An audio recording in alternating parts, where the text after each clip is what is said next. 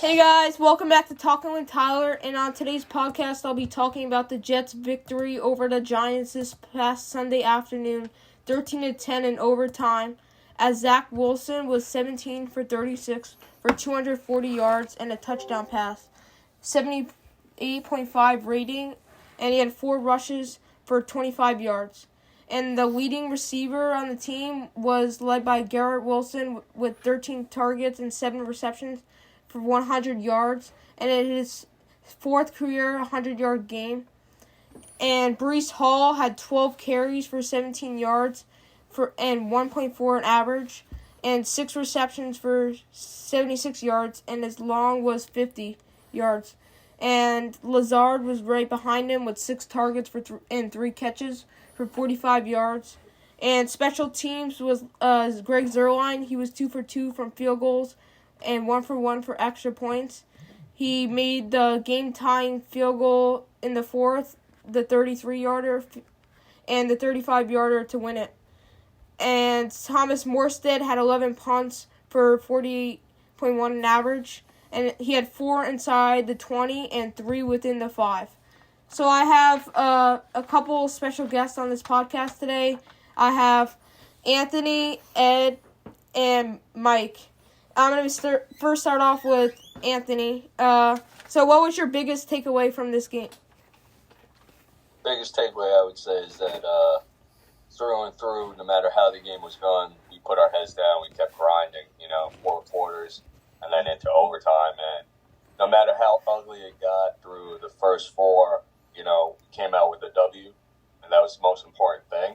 But I think what has to really happen is we got to go back, starting out on Monday and saying, look, we got the W, but at the end of the day, we can't keep playing like this and expect to get W's every week. I think we got extremely lucky. And, in the reality of scheme of all of it, there's a lot of inexperience coming out of Zach Wilson, in my opinion, still. But, he's getting it done, but just I don't think to the best that we need him to be to turn, I guess, a long season we got ahead. We got a really long season ahead of us, and we just got to get more W's sent in the right way. Yep, I agree. So next I'm going to do Ed. What did you think of the offense? I think the offense has had its issues all season long, and they were evident this week as well. You do want to keep in mind that there was bad weather, so it was a bad weather game, not really conductive to a good passing game. And we were also on our 3rd center, which included, shifting the line several times in the game. So considering that, the line held up as much as it did for the fashion it was put together, it was good to see that by the end of the game they were starting to hold a lot better for Zach and to hold those protections to let him get a chance to throw the ball in the field. And they also didn't give up any holding calls outside of the first drive. So, they did a pretty good job for what they had. Yep. And for Mike, what did you think of the defense?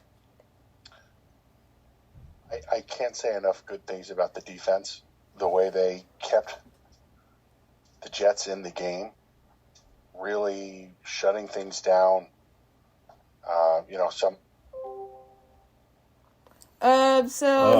Looks like Mike got bumped off there, but there's a lot of positivity. That might be a default. Yeah, default in the computer for a Jet fan. It shuts down after you say 3 positive things. But my dad will add on for him. Yeah, so I'll fill in for Mike a little bit. I'll talk about the defense. I thought, obviously, any time that you hold a team to 10 points, regardless who it is in the NFL, your defense is doing a good job. They had, the Giants had 17 total possessions. We held them to 2 for 19 on 3rd down conversions. Now, we did let up 203 rushing yards. Reason why we let up 203 rushing yards is because they didn't throw the ball in the second half, basically at all. I think DeVito had 2 passes. DeVito, I think, was 2 for 7 with -1 yard. The whole entire Giants team had negative 9 yards for the game, which is an NFL record and not the record that you ultimately want.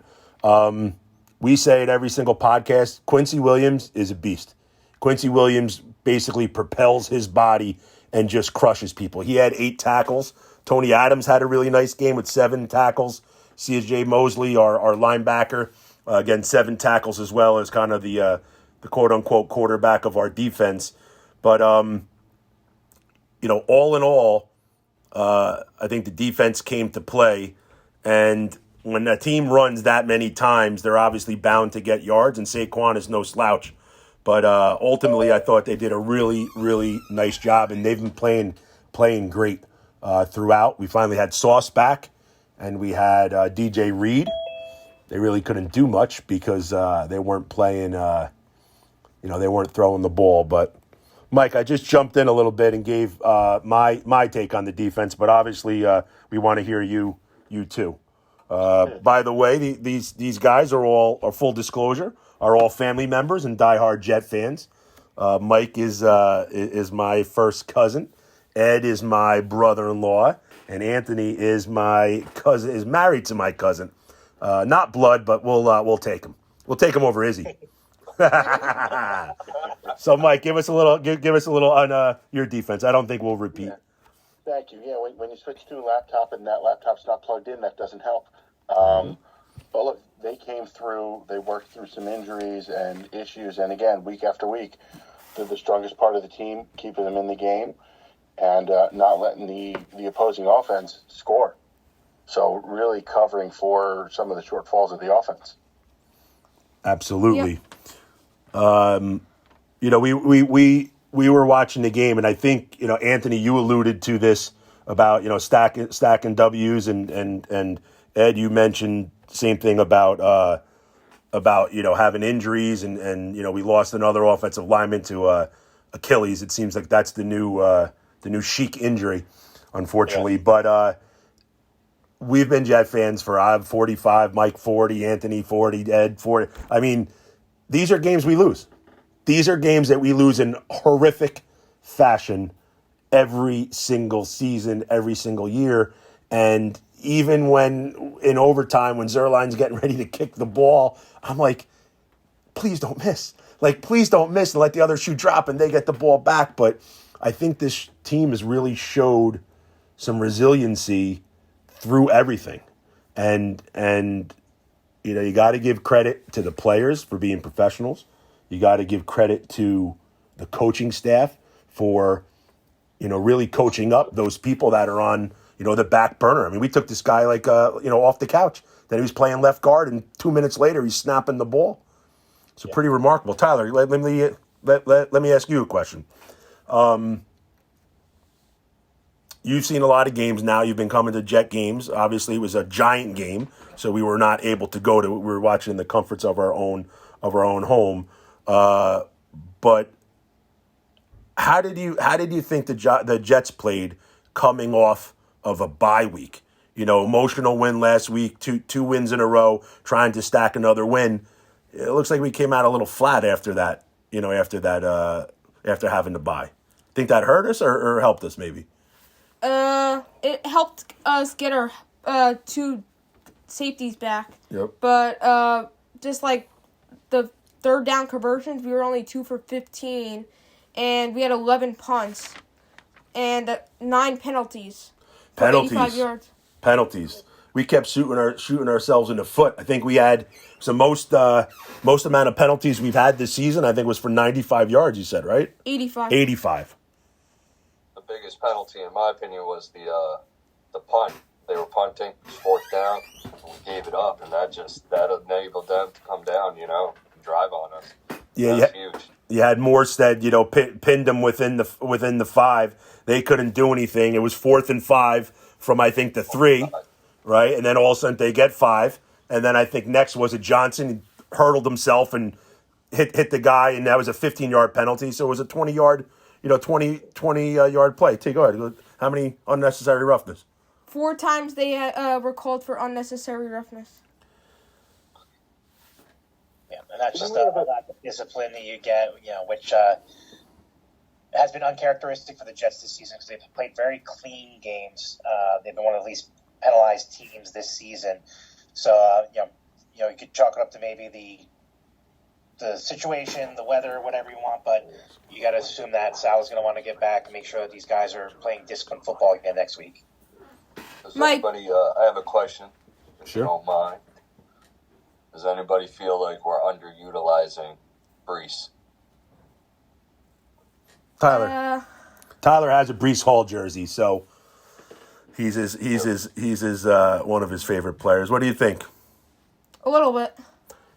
Yeah, I think obviously with the weather playing a part and Zach still looking like he's having some of his struggles, you'd like to see him run a little bit more, but just couldn't really get anything going. I thought the screen pass where he had the 50-yard and the touchdown, was going to really get us going. I don't know. Like, what do you think? I mean, Mike, do you think Hackett needs to let him? I mean, there's times where you see stat lines in the NFL where a guy throws, 310 yards, 2 or 3 touchdowns, and 2 interceptions, but they still win the game. And we're watching the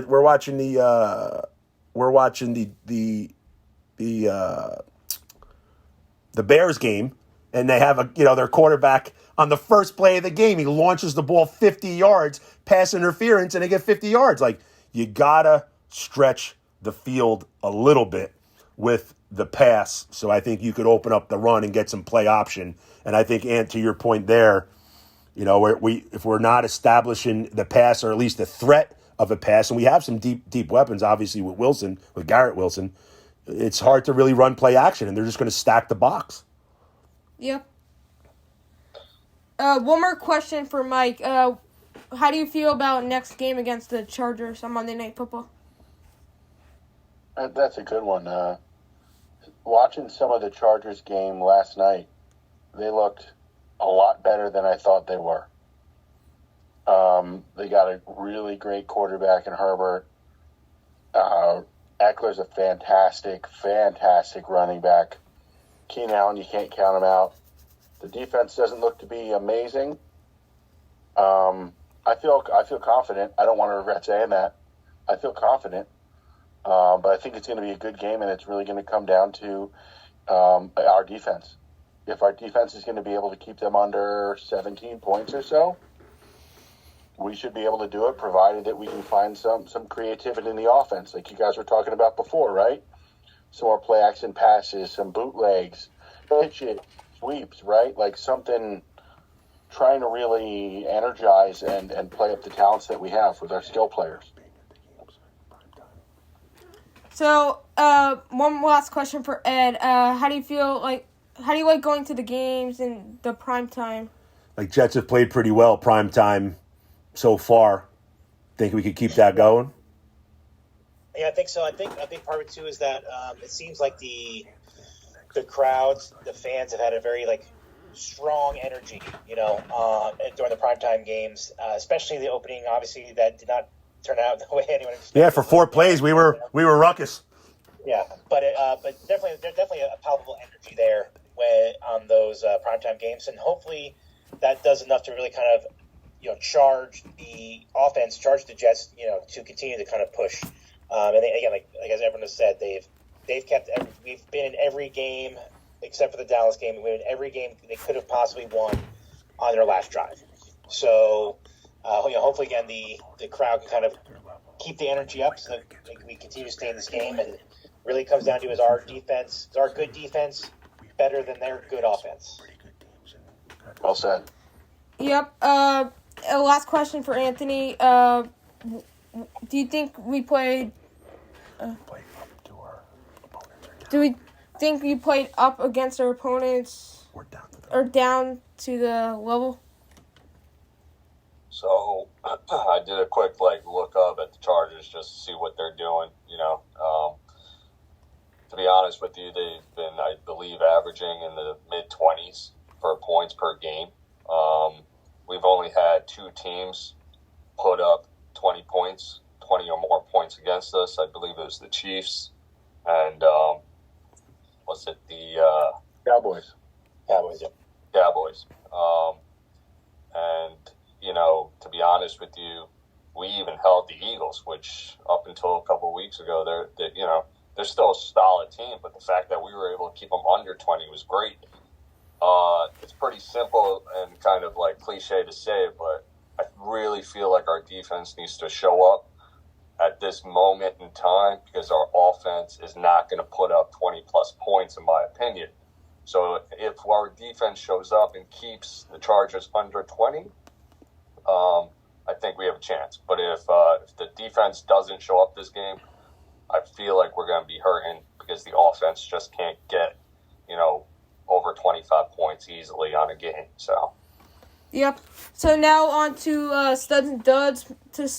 My stud would be Thomas Morstead. He had 11 punts, though, for 40.1 an average, but he also had 4 inside the 20 and 3 within the 5. And my dud would be the penalties. The Jets had 9 penalties for 85 yards, and 3 of them which were unnecessary roughness. So I'll ask Anthony, who's your stud? Stud would be, got to give it to the defense, obviously. Came up with big stops when we needed it, week in and week out.